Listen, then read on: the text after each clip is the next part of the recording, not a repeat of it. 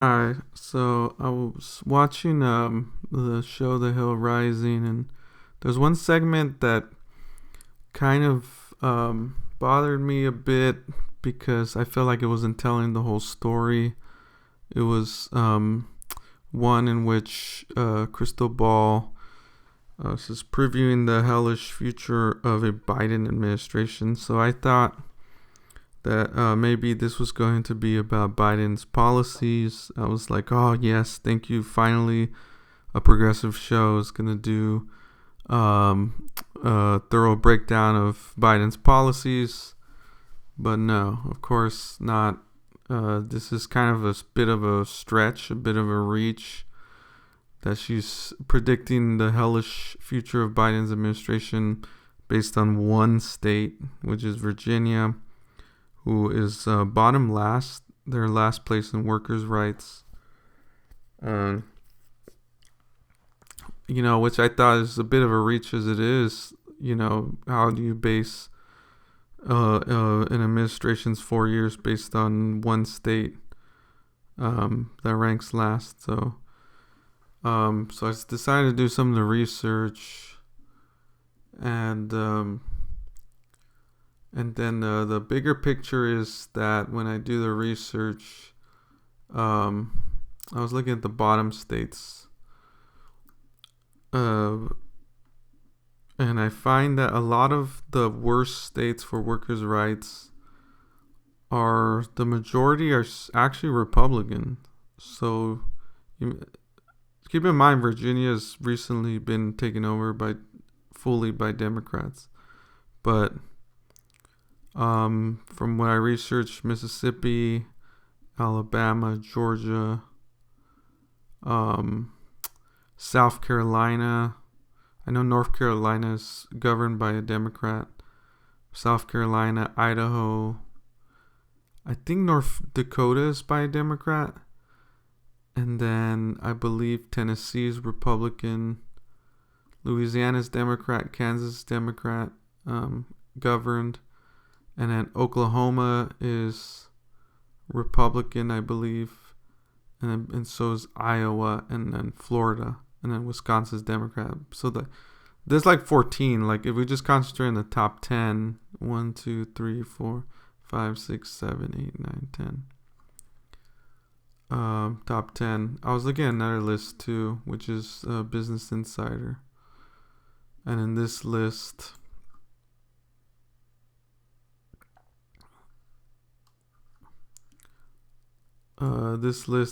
says the top 10 is Louisiana. Also, it's pretty much the same. Then Tennessee,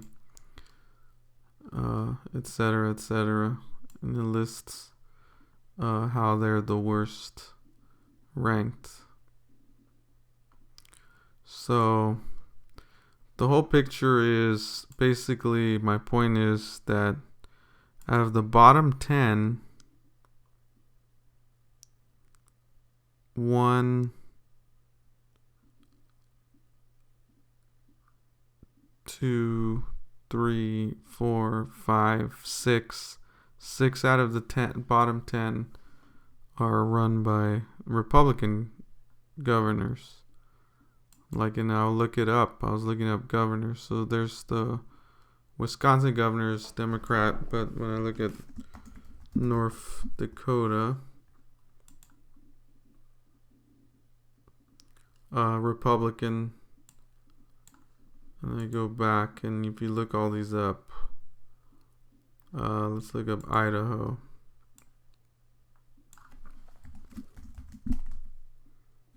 Brad Little. Brad Little is Republican. Idaho is Republican governed. And they are 7th worst. And then South Carolina. South Carolina is... Let's look at that one. The one next. Carolina, also Republican governed. So they dominate the bottom worst. The Republicans dominate the bottom worst. And then even if you go up, I'm pretty sure they dominate the bottom 20 as well. Florida, as you know, is Republican governed. Florida. Ron DeSantis is a Republican Party. There you go. And then let's keep going with it. Utah. Let's see Utah. Not sure about Utah. Also Republican. So they're just dominating. We're already in the 15th worst. And they're taking up the majority. Texas. See Texas. Well, don't we know who the governor is? Greg Abbott. Of course, Republican. There you go. We keep going. Well, let's see Wyoming. Let's see, can we get a Democrat in the worst worker rights? Maybe Wyoming's that state. Nope. Republican too. So, and I'm sure it goes on. So anyway, so they dominate the bottom worst in workers' rights. As you see, there's a map. You see most of the South is the mostly Republican, are the worst in workers' rights. So Krystal Ball doesn't tell that part of the story, that the Republicans are the majority of the worst worker rights in states. They govern the worst ones. But then if you look at the top, the best in workers' rights is the District of Columbia, Washington, which I found out are both governed by Democrat. Washington State, Jay Inslee. And it's the same thing. I didn't know that. So the top best. There he is, Governor Jay Inslee. So the best worker, the top three, even California we know is Governor Gavin Newsom.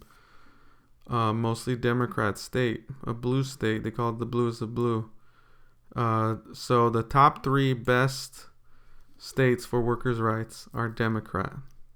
So Krystal Ball didn't bring that up. I know Massachusetts is Republican and so is Vermont. But you keep going down the top 10, it's all Democrat governed. So let's, for example, Oregon, the governor of Oregon, let's see. Okay, Brown.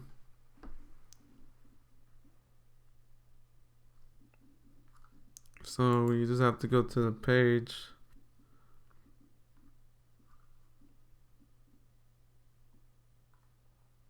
Go to the wiki page is the fastest way to find out.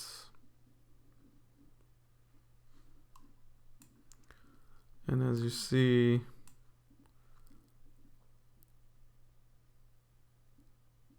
Democrat, there you go. It's right here. So, and then we keep looking. I know this is a while, but I want to get the point across. Rhode Island.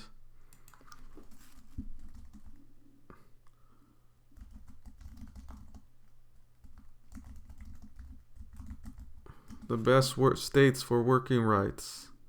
Rhode Island, also Democrat. Boom. Maine.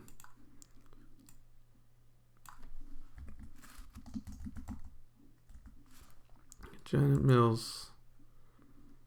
Boom. Also Democrat. So 1, 2, 3, 4, 5, 6 out of 8 so far. Connecticut, best worker rights in the top 10. Let me see. Democrat governed. Another Democrat governed state is 9th best workers' rights. Minnesota. That one's easy. We know that one. There it is. Tim Walz, Democratic Farmer Labor Party. And just to get, that's a branch of the Democrats. in a way, but when I go to his wiki page, it clarifies it more.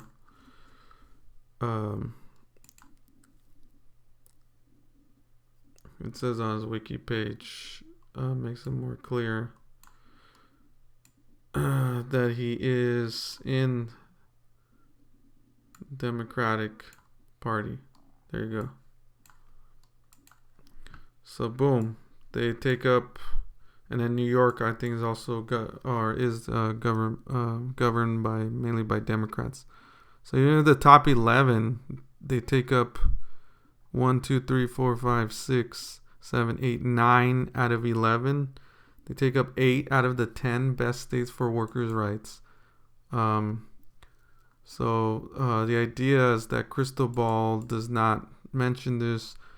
The blue, she's basing all the hellish administration just because the blue wave turned Virginia state government fully Democrat for first time in 26 years.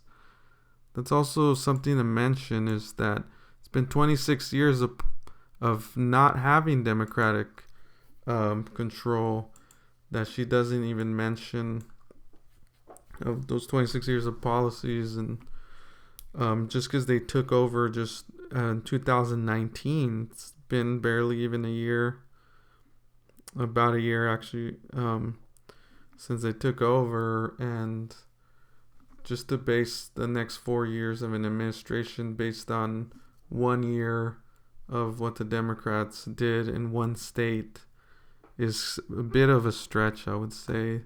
It seems like they've gone full on propaganda mode. They're just reaching out for ways to try to equate the Republicans and Democrats, when clearly, I'm not saying, the Democrats are great. I'm just saying that, clearly there is a difference in governing. One party does have a better track record, even though that Virginia ranks last. You do have to give it a little more time than just a year. So anyway, this seems very sketchy, I think, to do this kind of segment to reach that far, into connecting it all the way up to the Biden administration is a bit of a stretch. Let me know what you think in the comment section below. Thanks.